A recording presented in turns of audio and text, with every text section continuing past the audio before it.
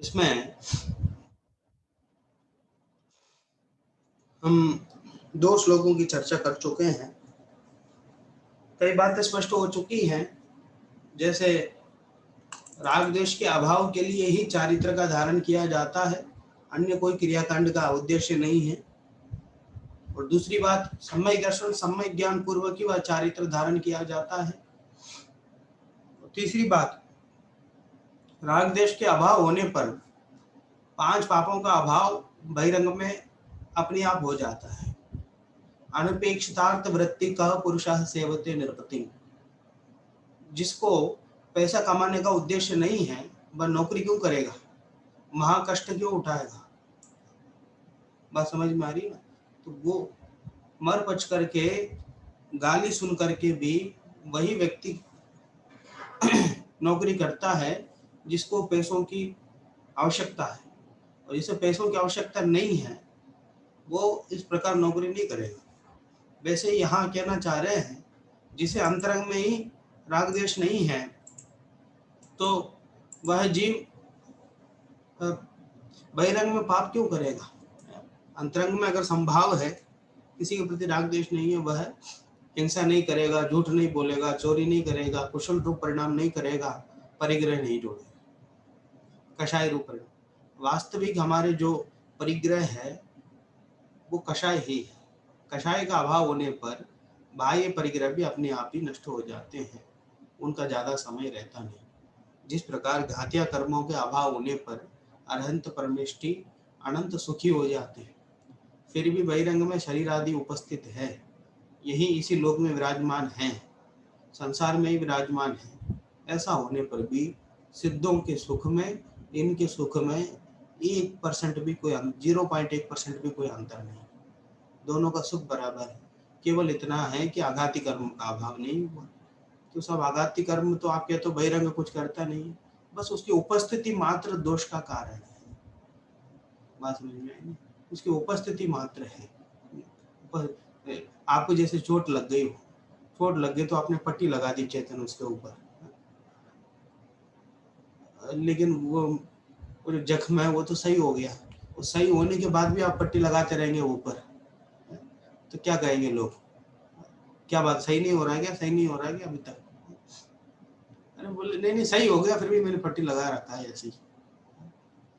अरे नहीं, पट्टी लगाने का मतलब ही यही है कि अभी सही नहीं हुआ है। वो अंतरंग सही हो गया तो वो बहिरंग अपने आप निकल जाएगा समय पा करके। वास्तव में अंतरंग में सुधार करने की अपेक्षा है। इस प्रकार ये 3 बातें अभी तक स्पष्ट हुई हैं। ये 3 बातें कोई बोल देगा तो अच्छा लगेगा, फिर आगे बढ़ेंगे। कोई बोल सकता है?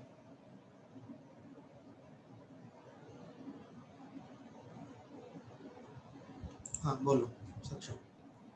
सक्षम सबसे पहला पॉइंट ये है कि राग द्वेष के अभाव से ही चारित्र प्रकट होता है, सम्यक चारित्र।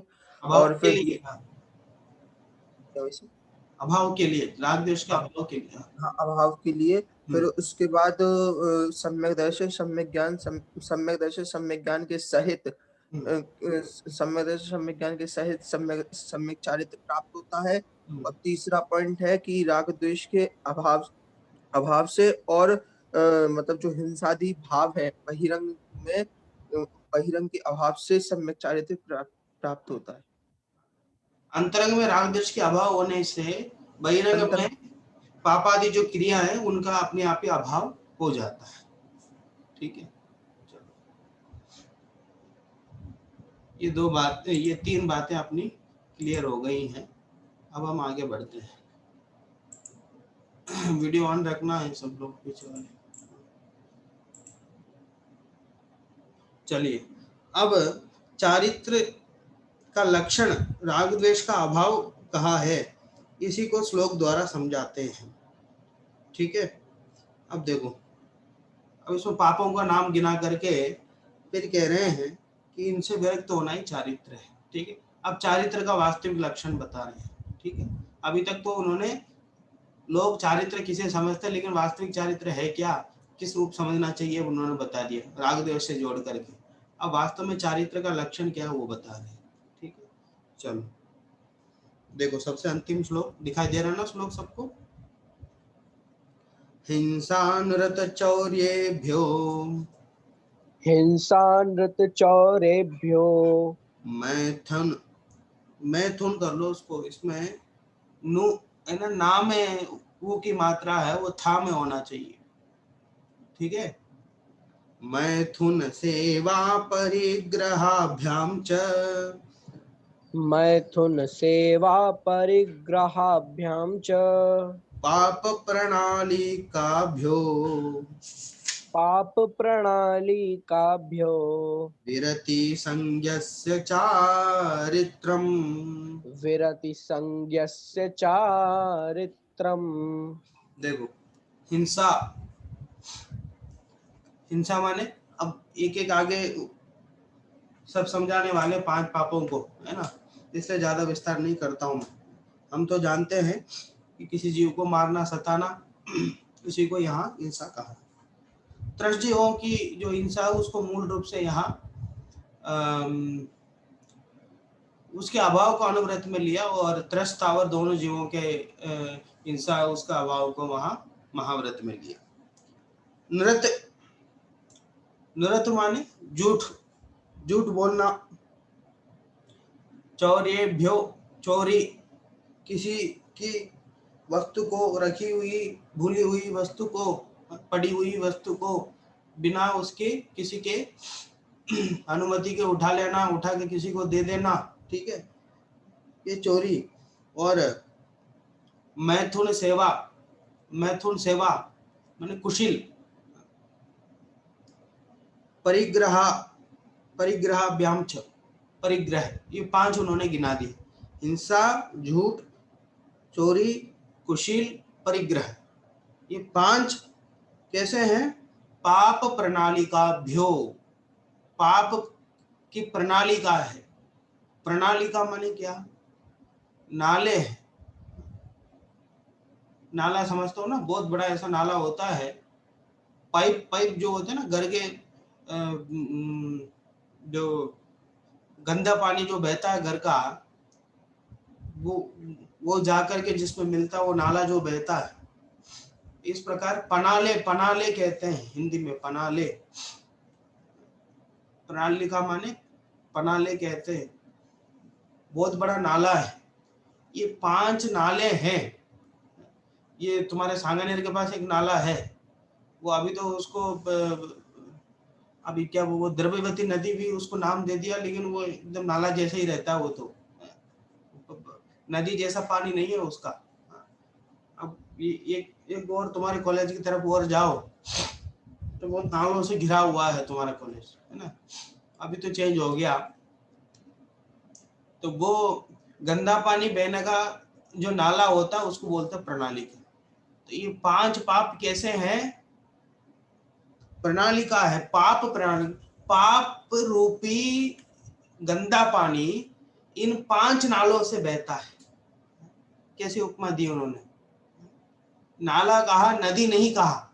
नदी भी कह सकते थे, और भी कुछ कह सकते थे, लेकिन जानबूझ करके प्रणालिका शब्द का उपयोग किया, क्योंकि वो नाला है उसमें गंदा पानी बहता है, ठीक है। और उसमें जो पानी बह रहा है वो तो कौन है? पाप है, ये पाप शब्द है। और वो नाला कौन है? हिंसा, झूठ, चोरी, मैथुन सेवा और परिग्रह, ठीक है। वो गंदा पानी 5 नालों से बह रहा है, उसको 5 पाप बोलते, ठीक है। जो देखो ये 5 को प्रणालिका माने उद्गम स्थल नहीं है, उद्गम स्थल तो पाप है, लेकिन पाप इन 5 गंदे नाले से बहता है। मतलब पाप सब किसके जीवन में पाप है? सब इसके मन में बहुत पाप है। अगर मन में पाप होगा तो इन 5 रास्तों से बाहर निकलेगा। अगर 5 रास्तों से नहीं निकल रहा है, इसका मतलब मन में भी पाप नहीं है। पाप दिखेगा कैसे? ये इन 5 रास्तों से ही दिखाई देगा। इन 5 नालों में ही वो गंदा पानी दिखाई देगा, ठीक है। तो ये नाला भी बहुत महत्वपूर्ण है, ठीक है। इसके अभाव किए बिना पाप का भी अभाव नहीं होगा। इसलिए क्या कहा? कि हिंसा, नृत्य, चोरी, मैथुन, सेवा, परिग्रह, ये 5 कैसे हैं? पाप की प्रणाली का है, पाप के पनाले के समान है, पाप का बहुत गंदा नाले के समान है।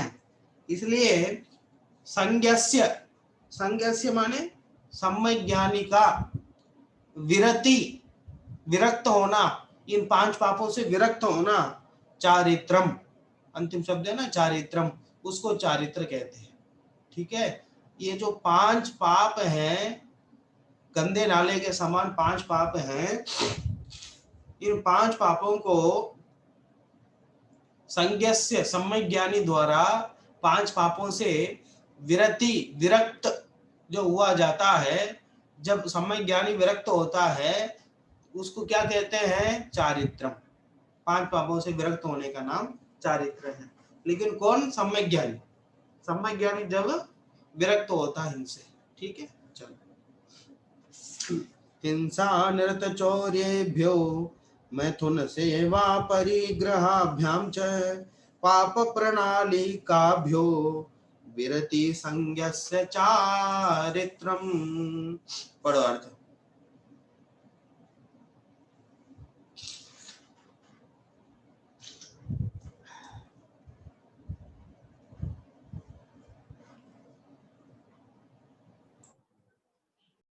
हाँ, अमन खनिया दाना अर्थ पढ़ने के लिए।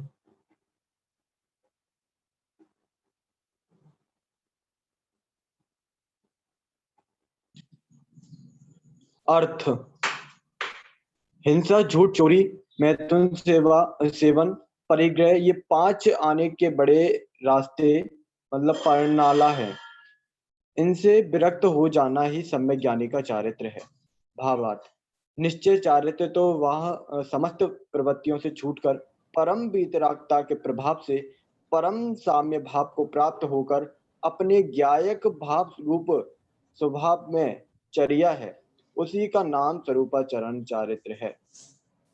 तो भी 5 पापों से विरक्त होकर अंतर वह प्रवृत्ति की उज्ज्वलता रूप व्यवहार चारित्र के बिना निश्चय चारित्र की प्राप्ति नहीं होती है।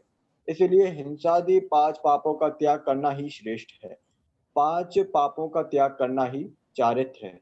ठीक है, सम्यक ज्ञानी के द्वारा 5 पापों का जो त्याग किया जाता है उसका नाम चारित्र है। एक लाइन में चारित्र की परिभाषा अगर हम कहेंगे तो सम्यक ज्ञानी के द्वारा 5 पापों का जो त्याग किया जाता है उसका नाम चारित्र है। साहब हमने तो पढ़ा था चारित्रम खलु धम्मो, कि आत्मा में लीन होने का नाम ही चारित्र है। हाँ, वो भी चारित्र है, वो निश्चय चारित्र है।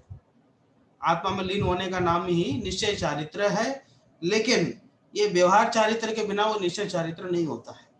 व्यवहार में जब तक 5 पापों से प्रवृत्ति नहीं छूटे, अंतर बाह्य पवित्रता जब तक नहीं होती, तब तक अंतरंग में भी निश्चय चारित्र प्रकट नहीं होता। वीतराग रूप हो जाना, अपने आप में लीन हो जाना ही निश्चय चारित्र है, और ज्ञानी का उद्देश्य भी उसी का रहता है, लेकिन बहिरंग पवित्रता भी उसके जीवन में होती ही है। ठीक है, पूरे श्लोक का अगर अर्थ हम एक वाक्य में कहे तो 5 पापों से सम्यक ज्ञानी के द्वारा जो 5 पापों को त्याग किया जाता है उसका नाम चारित्र है, व्यवहार चारित्र है। उसी का वर्णन इस ग्रंथ में करने वाले हैं। ठीक है, चलो बोलो श्लोक। हिंसा, नृत्य, चौरेभ्यो मैथुन, सेवा, परिग्रहाभ्याम च पाप प्रणालिकाभ्यो विरति संज्ञस्य चारित्रम। अब चारित्र की परिभाषा तो बतला दी, तो चारित्र के भेद कितने हैं साहब, ये बतलाओ। चारित्र के भेद कितने हैं? तो वो आगामी श्लोक में कह रहे हैं। सकलम विकलम चरणम, सकलम विकलम चरणम, तत्सकलम सर्वसंग विरतानाम, तत्सकलम सर्वसंग विरतानाम, अनगाराणाम विकलम, अनगाराणाम विकलम, सागाराणाम ससंगानाम। सागाराणाम ससंगानाम। देखिए, तत्, तत् शब्द कहाँ आया है? पहली लाइन में चौथा शब्द तत्, तत्चरणम, पीछे तीसरा शब्द तत्चरणम, तत् माने वह चरणम, चरणम माने पैर, चरणम माने चारित्र, वह चारित्र, वह चारित्र कौन सा चारित्र है? जिसकी चर्चा पिछले श्लोक में करी है। ठीक है, सम्यक ज्ञान के द्वारा जो पांचों पापों का त्याग किया जाता है उसका नाम चारित्र। तो वह चारित्र जिसकी चर्चा पिछले श्लोक में कही है वह सकलम विकलम, सकल चारित्र और विकल चारित्र, सकल चरणम विकल चरणम, ऐसा दो भेद है उसका। क्या कितने भेद हैं? सकल चारित्र और विकल चारित्र, ऐसा उसके दो भेद हैं। किसके दो भेद हैं? जिसकी चर्चा पिछले श्लोक में उन्होंने करी। ठीक है, उस चारित्र के दो भेद हैं। अब किस किस के होते हैं साहब, ये भी बतला दो। तो कहते हैं सकलम चरणम, सकलम तत्सकलम लगा ना, वहां से तत् ले लिया था, सकलम रह गया था। तो सकलम चरणम, सकल चारित्र, सर्व संग विरतानाम, सर्व माने सब, संग माने परिग्रह, विरतानाम जो विरक्त हैं, सर्व परिग्रहों से जो विरक्त हैं, समस्त परिग्रहों को जिन्होंने त्याग दिया है अंतर्बाह्य, ऐसे अणगाराणाम, अनगार, अगार माने घर धाम, और अनगार माने जो घर से रहित हैं, धाम से रहित हैं, निवास स्थान से रहित हैं, ऐसे मुनिराज, सर्व परिग्रहों से रहित मुनिराजों को जो चारित्र होता है उसका नाम क्या है? सकल चारित्र। और विकल चारित्र किसको होता था? ससंगानाम, स माने सहित, संग माने परिग्रह, परिग्रह सहित जो ससंगानाम, परिग्रह से युक्त लोग हैं जो, ऐसे सागारानाम, सागार अगार माने घर निवास स्थान, और सागार माने जो घर में स्थित है, घर सहित है, ऐसे श्रावक, ऐसे श्रावकों को जो चरित्र होता है, चारित्र होता है, उसका नाम विकलम।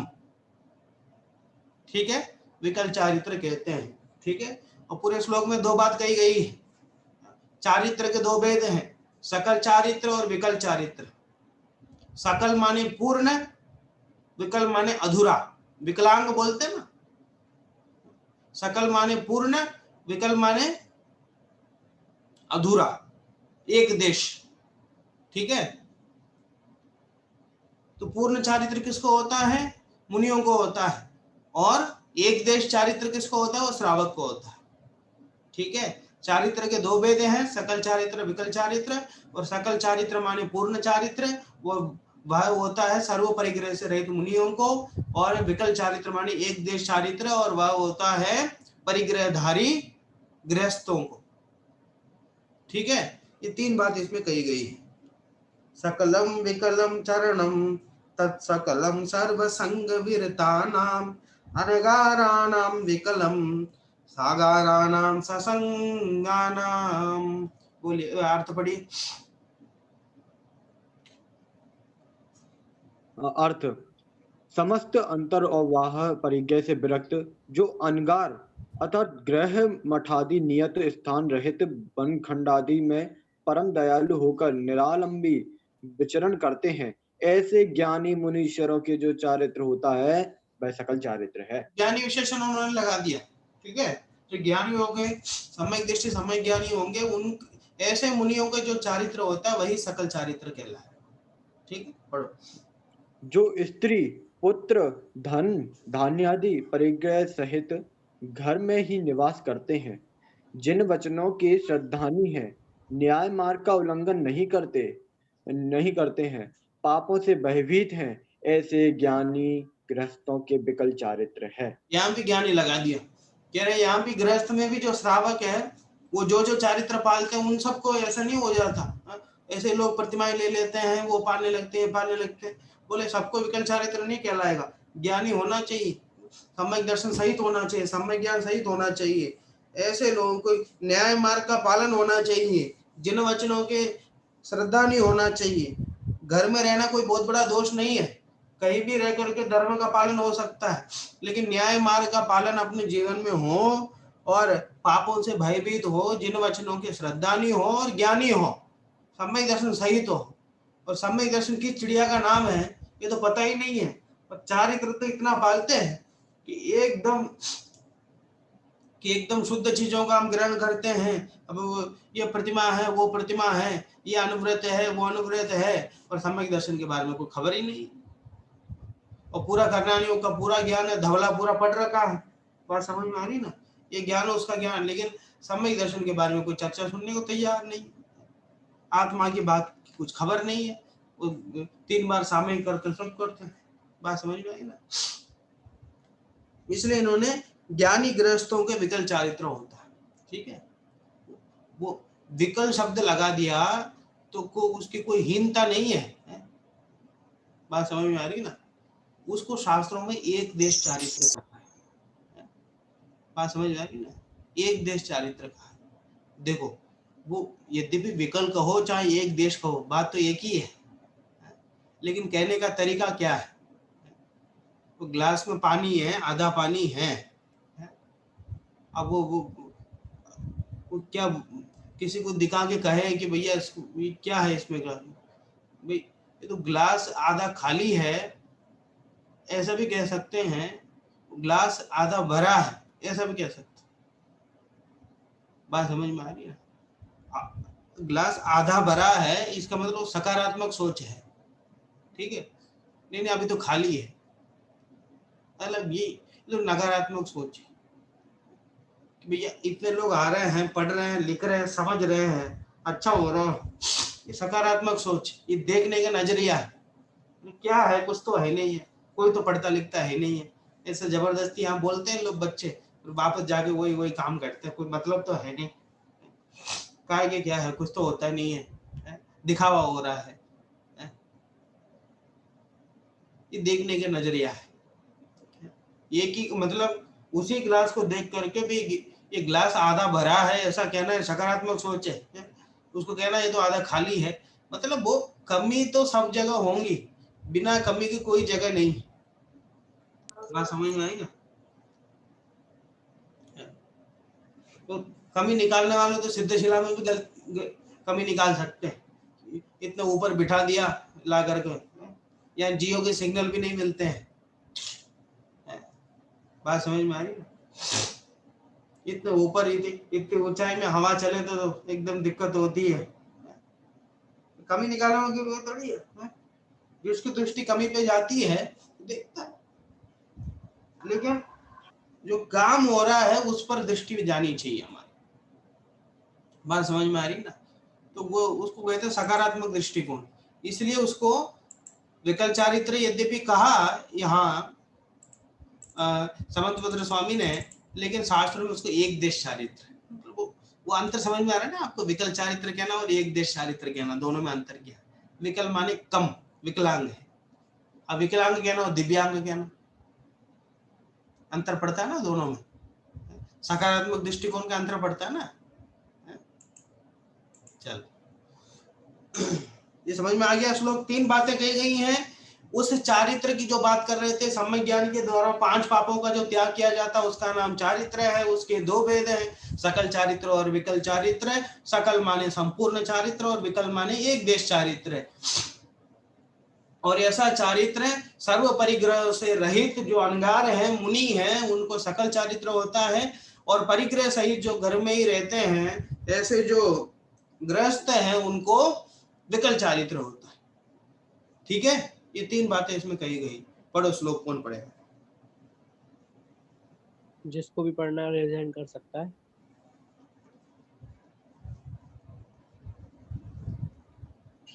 हाँ, सौमिल खनिया दाना।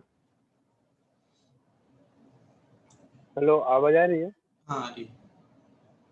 सकलम विकलम चरणम तत् सकलम सर्वसंग विरतानाम अनगाराणाम विकलम सागाराणाम ससंगानाम। कोई किसी और को बुला दो, इतने बच्चे उत्साह दिखा रहे हैं तो मौका दो। हाँ। जी हाँ, विराग बेलोकर।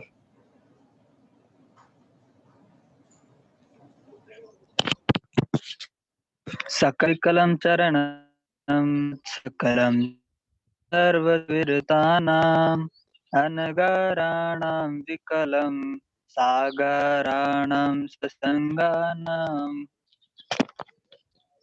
चलो ठीक है, कोई प्रश्न है? अभी तक 2 श्लोक हो गए अपने दोनों में, कोई प्रश्न है? सरल है वो। हाँ बोलो, चेतन बोल रहा है कुछ? दोनों श्लोक अपने हो गए हैं। हाँ, सकलं विकलं चरणं तत्सकलं सर्वसंगविरतानाम् अनगाराणां विकलं सागाराणां ससंगानाम्। ठीक है, कोई प्रश्न किसी को? ठीक है, सरल अभी तक चला है आपने। चलो अगला देखो। अब गृहस्थों के विकल चारित्र का कहने वाला श्लोक कहते हैं। सबसे पहले चारित्र का उन्होंने चारित्र के संबंध में जो भ्रांतियां चलती है उसका उन्होंने निषेध किया, फिर चारित्र का लक्षण बताया, फिर चारित्र के भेद बता दिए। अब सकल और विकल चारित्र पे आके गाड़ी रुकी है। अब सकल चारित्र से तो कोई मतलब नहीं है, क्योंकि रत्नकर्ण श्रावकाचार्य ग्रंथ का नाम है, श्रावकाचार्य के बारे में कहना है, तो श्रावकाचार्य का वर्णन किस में आएगा? विकल चारित्र में आएगा। अब यहाँ से विकल चारित्र की चर्चा प्रारंभ हो रही है। जैसे मैंने हर अधिकार में आपको बताया था, ये श्लोक प्रस्तावना स्वरूप है, ऐसा ही वर्णन आएगा। अब ये चारित्र अधिकार का क्या कहना चाहिए, उसकी प्रस्तावना है अभी आने वाला जो श्लोक। अब इसी के अनुसार पूरा आएगा, पूरा चारित्र अधिकार चलेगा। देखो, ग्रहीणाम त्रेधा तिष्ठत ग्रहिणां त्रेधा तिष्ठत् यनुगुण शिक्षा व्रतात्मकं चरणम यणुगुण शिक्षाव्रतात्मकं चरणं पंचत्रिचतुर्भेदम पंचत्रिचतुर्भेदं त्रयं यथा संख्यमाख्यातम्। त्रयं यथा संख्यमाख्यातम्। ठीक है, ग्रहीणां त्रेधा तिष्ठत् यनुगुण शिक्षा व्रतात्मकं चरणं पंचत्रिचतुर्भेदम त्रयं यथा संख्यमाख्यातम्। ठीक है, चलिए देखिए, आख्यातम सबसे लास्ट में देखो, आख्यातम कहा गया है। ठीक है, क्या कहा गया है? ग्रहीणाम, ग्रहीणाम माने जो घर में रहते हैं वो गृहस्थों के, त्रेधा, त्रेधा माने 13, 3 है ना, त्रेधा माने 3, त्रिविध बोलते हैं ना, त्रिविध, वैसे त्रेधा माने 3 प्रकार, 3 प्रकार। तिष्ठति, तिष्ठति माने बैठता नहीं है, होता है कि अर्थ में। ठीक है, गृहस्थों के चरणम, अंतिम शब्द है ना, देखो चरणम, ग्रहीणाम चरणम त्रेधा तिष्ठति, गृहस्थों के चरणम चारित्र त्रेधा 3 प्रकार तिष्ठति होता है। ठीक है, कौन कौन सा है साहब 3 प्रकार का? अणु, तिष्ठति के बाद आ रह जाएगा वहां, अनु, गुण, शिक्षा व्रतात्मकम, व्रत सब में लगेगा, अनुव्रत, गुणव्रत, शिक्षा व्रतात्मकम। ठीक है, अनुव्रत, गुणव्रत और शिक्षा व्रत रूप 3 प्रकार का है। गृहस्थों का जो चारित्र है वह अनुव्रत, गुणव्रत और शिक्षा व्रत, इस प्रकार 3 प्रकार का है। ठीक है, समझ में आ गया पहली लाइन का अर्थ? अब दूसरी लाइन में देखो, अब इनके भेद भी बता दो साहब। त्रयम, त्रयम शब्द है ना बीचों बीच, त्रयम, त्रयम माने तीनों। कौन से तीनों? अनुव्रत, गुणव्रत, शिक्षा व्रत, ठीक है, तीनों यथा संख्यम, यथा माने क्रमशः, क्रमशः इनकी संख्या बताई गई है। यथा संख्यम आख्यातम, यथा संख्य क्रमशः इनकी संख्या बताई गई है। कहाँ बताई गई साहब? आगे देखो, पंच अनुव्रत के कितने भेद हैं? पंच माने 5। गुणव्रत, गुणव्रत के कितने भेद हैं? 3, 3 माने 3। शिक्षाव्रतम, शिक्षाव्रत के कितने भेद हैं? 4 माने 4। भेदम, अनुव्रत के 5 भेद हैं, गुणव्रत के 3 भेद हैं और शिक्षाव्रत के 4 भेद हैं। ठीक है, इस प्रकार यथा संख्यम, यथा क्रमशः इनकी संख्या बताई गई है। इसी का वर्णन आने वाला पूरा चारित्र अधिकार। ठीक है, 5 अनुव्रत में अहिंसानुव्रत, सत्यानुव्रत, आचौर्यानुव्रत, ब्रह्मचर्यानुव्रत, परिग्रह परिमानुव्रत। ठीक है, और 3 गुणव्रत में दिग्व्रत, अनर्थ दंड त्याग व्रत और भोगोपभोग परिमाण व्रत। ठीक है, और 4 शिक्षा व्रत में देशावकाशिक व्रत, सामायिक व्रत, पुरुषोत्तम उपवास व्रत और भोग वैयाव्रत्य। ठीक है, ये 4। इस प्रकार कितने हो गए? 12। आपने अलग पढ़ा होगा दिग्व्रत, देश व्रत, वो सब भूल जाना। ठीक है, यहाँ जो इस ग्रंथ के अनुसार वो मैं बता रहा हूँ। ठीक है, 5 अनुव्रत में कोई क्या क्या आएगा? अहिंसानुव्रत, सत्यानुव्रत, आचर्यानुव्रत, ब्रह्मचर्यानुव्रत और परिग्रह परिमाण व्रत। ये 5 अनुव्रत हो गए। और 3 गुणव्रत में दिग्व्रत, अनर्थ दंड व्रत और भोगो भोग परिमाण व्रत। ठीक है, 3 हो गए। और 4 शिक्षा व्रत में कौन कौन से आएंगे? देशावकाशिक, देशावकाशिक शिक्षा व्रत, सामयिक शिक्षा व्रत, पुरुषोत्तम उपवास शिक्षा व्रत, वैयाव्रत्य शिक्षा व्रत।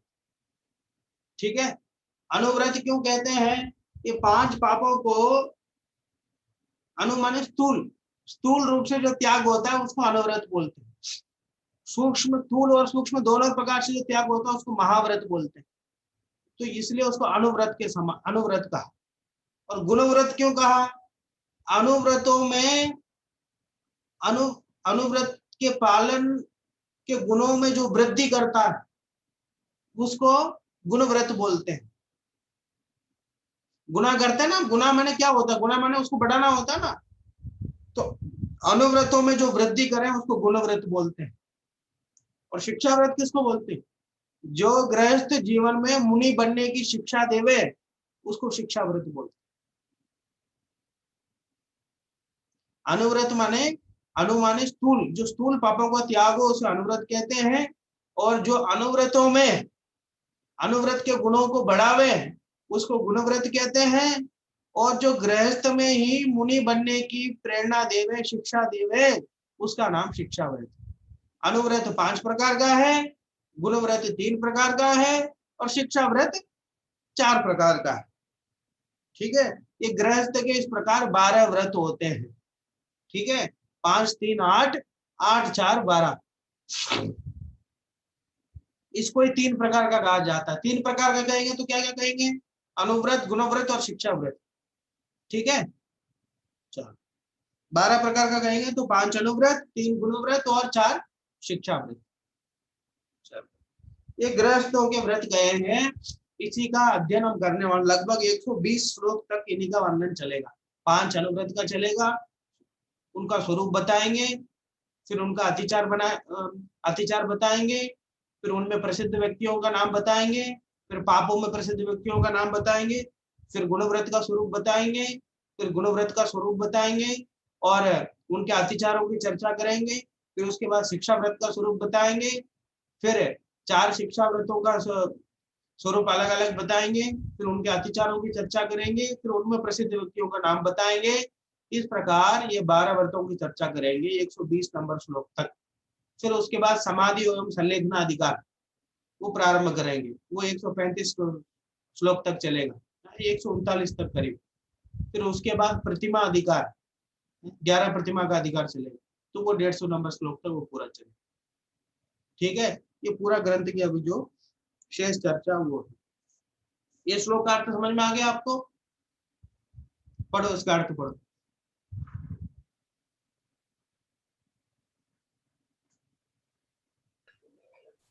अर्थ, गृहस्थों के अणुव्रत, गुणव्रत, शिक्षाव्रत 3 प्रकार का चारित्र होता है।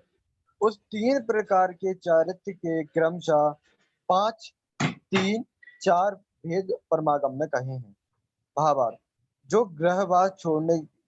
गृहवास छोड़ने में समर्थ नहीं है, ऐसा सम्यक दृष्टि घर में रहता हुआ ही 5 प्रकार के अणुव्रत, 3 प्रकार के गुणव्रत और 4 प्रकार के शिक्षा व्रत धारण करके चारित्र को पालता है।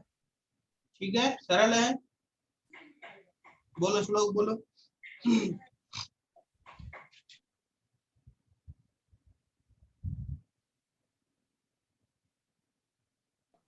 हाँ आदित्य।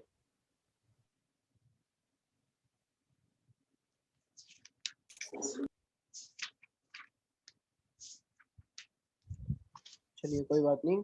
ग्रहिणाम त्रेधा तिष्ठत यणुगुण शिक्षा व्रतात्मकं चरणम पंचत्रिचतुर्भेदम त्रयम यथा संख्यमाख्यातम। चलो, कोई प्रश्न है किसी को? भाई साहब एक प्रश्न ये है कि जब पहली कक्षा हुई थी तो आपने कहा था कि ये जो रत्नगर शाखाचार्य इसमें 150 छंद है, 2 वसंतलिका, 1 उपजाति और 147 अनुष्टुप। लेकिन यहाँ तो अनुष्टुप हाँ वो आर्य आ गए बहुत सारे। आर्या ही है अधिकतर। अभी आगे सारे आर्य है। अभी जो सब आएंगे वो अधिकतर आर्या है। आगे जाके भैया व्रत अधिकार में कई चेंज होंगे, बस अभी तो आर्या ही चलेगा अधिकतर। जी ठीक है। ये वहां चेंज हुआ उसमें सम्यक दर्शन अधिकार में ओजस तेजो विद्या, उसके आसपास वहां चेंज हुआ, उसके बाद वही चल रहा है। वो शुरुआत में मैंने ध्यान नहीं रहा होगा, मैंने कह दिया होगा, लेकिन अनुष्टुप के शुरू के जो 30-35 करीब है वो है, और आगे भी है एक आध जगह, लेकिन अधिकतर आर्या है अभी। ये तो पूरे चारित्र अधिकार की प्रस्तावना हमने पढ़ ली। ये कौन सा अधिकार है? ये अनुव्रत अधिकार है। चारित्र अधिकार का सबसे पहले अनुव्रत, गुणव्रत, शिक्षा व्रत 3 अलग किया ना, अब सबसे पहले अनुव्रत की चर्चा करेंगे। इस अधिकार की प्रस्तावना भी हम देख लेते हैं। इस अधिकार में किस किस का वर्णन करने वाले। तो अनुव्रत की परिभाषा भी तो बता दो साहब, अनुव्रत किसे कहते हैं? ठीक है, अनुव्रत किसे कहते हैं, उसके भेद प्रभेदों की चर्चा इस अधिकार में पूर्णतः करने वाले हैं। तो प्रारंभ करते हैं अनुव्रत। अब 5 प्रकार के अनुव्रत कहने वाला श्लोक कहते हैं, उनका नाम भी गिना रहे हैं और स्वरूप भी बता रहे हैं, और इस अधिकार में उनका वर्णन करेंगे वो भी बता रहे हैं। देखो, प्राणातिपात वितथ, प्राणातिपात वितथ, व्याहारस्तेय काम मूर्छाभ्यः, व्याहारस्तेय काम मूर्छाभ्यः, स्थूलेभ्यः पापेभ्यो, स्थूलेभ्यः पापेभ्यो व्यपुरमनं मनोव्रतं भवति। व्यपुरम। भाई साहब प के नीचे ऊ है कि य के नीचे?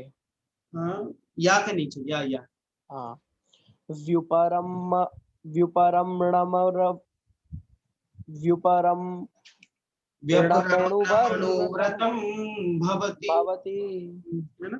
देखो, प्राणातिपात वितथ, व्याहारस्तेय काम मूर्छाभ्यः, स्थूलेभ्यः पापेभ्यो व्यपुरमणम् अनुव्रतं भवति।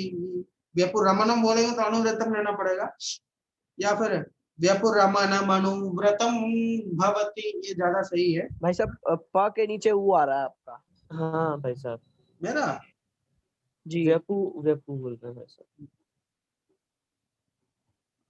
तो वा पूरा नहीं ना, व्योपुरमणम ऐसे ही बनेगा।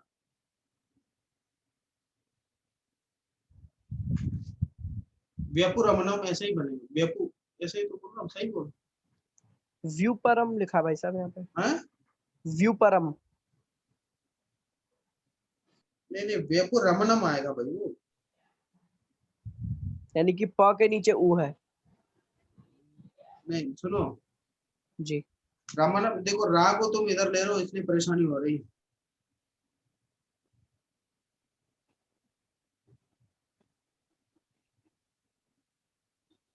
नहीं, या के नीचे ही आएगा। व्युपरम। अरे वेपरम नहीं आएगा, वेपु व्युपरमणम ऐसा।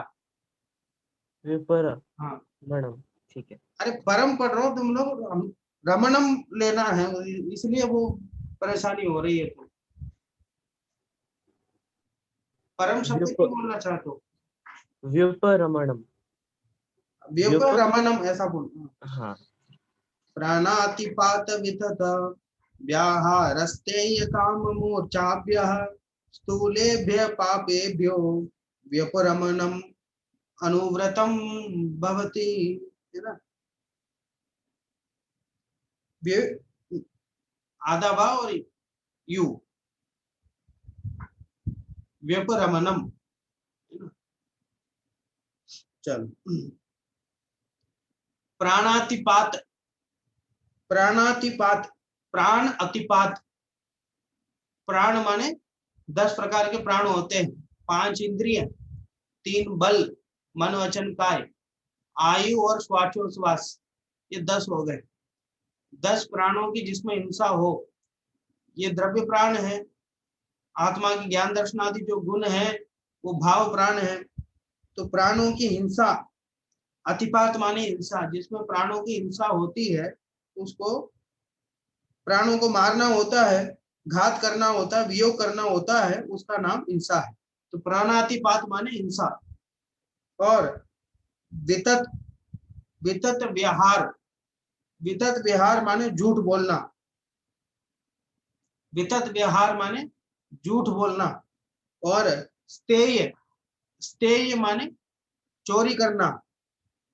काम, काम माने कुशिल, काम परिणाम बोलते हैं ना, काम माने कुशिल। मूर्छा, मूर्छा माने ममत्व, ममत्व परिणाम करना, उसका नाम मूर्छा है। और उसी को यहाँ परिग्रह का, ठीक है। तो इस प्रकार हिंसा, झूठ, चोरी, कुशील और परिग्रह, ये 5 है।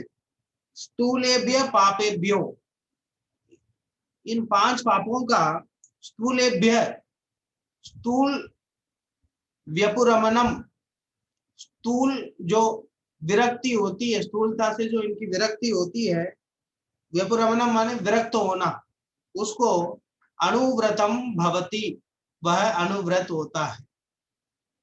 ठीक है, अनुव्रत कौन होता है? जो 5 पापों का स्थूल रूप से जो त्याग होता है, उस वह अनुव्रत होता है। ठीक है, स्थूल रूप से त्याग करना। 5 पापों को ले प्राणातिपात से उन्होंने हिंसा ले लिया, वितत व्यवहार से झूठ ले लिया, स्तेय से चोरी ले लिया, काम से कुशील ले लिया और मूर्छा से परिग्रह ले लिया। इस प्रकार पापेभ्यो, इन 5 पापों से स्थूलेभ्य, स्थूल त्याग इनका होता है, वह व्यपुरमणम माने विरक्त होना, विरक्त होना अनुव्रत। ठीक है, वो अनुव्रत कहलाता, अनुव्रत होता है। ठीक है, इस प्रकार ये अनुव्रत की परिभाषा उन्होंने इसमें दी है। स्थूल त्याग, 5 पापों का स्थूल त्याग। सूक्ष्म त्याग, सूक्ष्म त्याग महाव्रत में होता है और स्थूल त्याग अनुव्रत में होता है। ठीक है, चलो, अनुव्रत गृहस्थी में होता है और महाव्रत मुनि अवस्था में होता है। ठीक है, चलो बोलो श्लोक।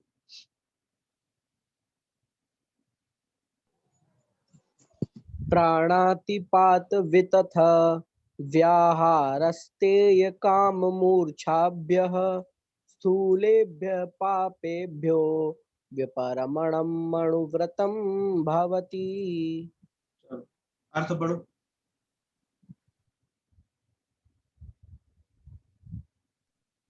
अर्थ, प्राणों का अतिपात अर्थात वियोग करना, उसे प्राणातिपात अर्थात हिंसा कहते हैं। वितत अर्थात असत्य, व्यवहार अर्थात वचन बोलना, उसे व्याहार व्यवहार अर्थात वचन बोलना, उसे वितत व्यवहार अर्थात असत्य वचन कहते हैं। आगे निकालना। स्ते अर्थात चोरी, काम अर्थात मैथुन, मूर्छा अर्थात परिग्रह, ये 5 स्थूल पाप हैं। इन स्थूल पापों से विरक्त होना अनुव्रत है। भावार्थ, मारने के संकल्प से जो त्रस्त जीवों की हिंसा का त्याग है, वह स्थूल हिंसा का त्याग है। जिस वचन से अन्य प्राणी का घात हो जाए, धर्म बिगड़ जाए, अपवाद निंदा हो जाए, कलह संक्लेश भय आदि प्रकट हो जाए, ऐसा वचन क्रोध अभिमान लोभ के बस होकर कहने का त्याग करना, वह स्थूल असत्य का त्याग है। बिना दिया अन्य के धन का लोभ के बस होकर वह छल करके ग्रहण करने का त्याग करना, वह स्थूल चोरी का त्याग है। अपनी विवाही स्त्री के सिवाय अन्य समस्त स्त्रियों के में काम भाव की अभिलाषा का त्याग करना, वह स्थूल काम त्याग है। 10 प्रकार के परिग्रह का प्रमाण करके अधिक परिग्रह के ग्रहण करने का त्याग करना, वह स्थूल परिग्रह त्याग है। इस प्रकार पाप आने के परनाले ये 5 पाप हिंसादि हैं, उनका त्याग ही 5 अनुव्रत है। ठीक है, अब एक एक अनुव्रत का विस्तार से कहेंगे, इसमें उन्होंने सामान्य बताया। ठीक है, चलिए चारों श्लोक बोलिए आज जो हुए अभी।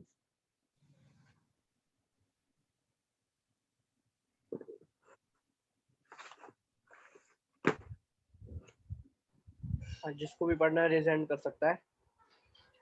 सबसे पहले 49 नंबर का श्लोक, आर्जम मोदी। हिंसा नित्य चोरेभ्यो मैथुन सेवा परिग्रहाभ्याम च पाप प्रणालिकाभ्यो विरति संज्ञस्य चारित्रम। हाँ, अब 50वें नंबर का श्लोक, समर्थ।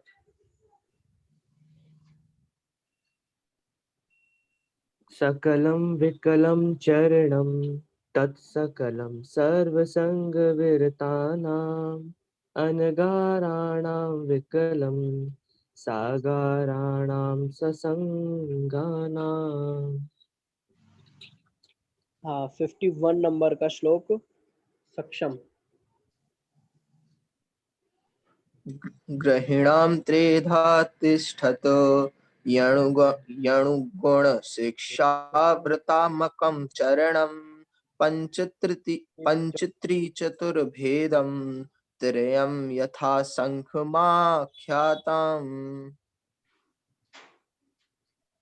हाँ, अगला श्लोक, आदित्य। प्राणातिपात वित्थ व्याहारस्ते काम मूर्छाभ्यः स्थूलेभ्यः पापेभ्यो विप्रमणं मनुव्रतं भवति। चलिए, किसी को कोई प्रश्न है?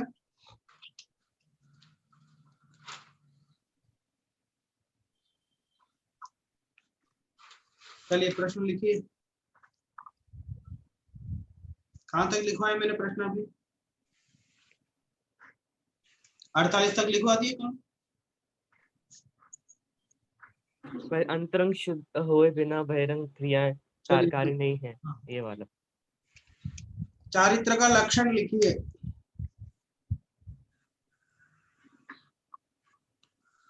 चारित्र का लक्षण लिखिए।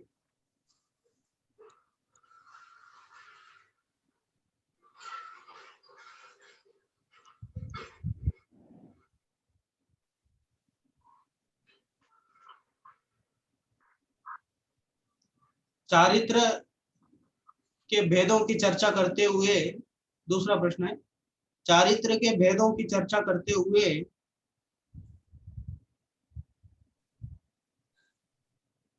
विकल चारित्र को स्पष्ट कीजिए। चारित्र के भेदों की चर्चा करते हुए विकल चारित्र को स्पष्ट कीजिए।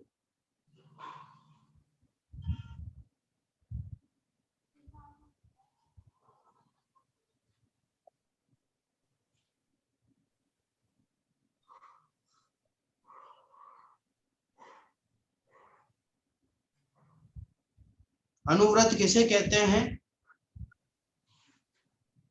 वह कितने होते हैं, नाम सहित लिखिए। अनुव्रत किसे कहते हैं, वह कितने होते हैं, नाम सहित लिखिए।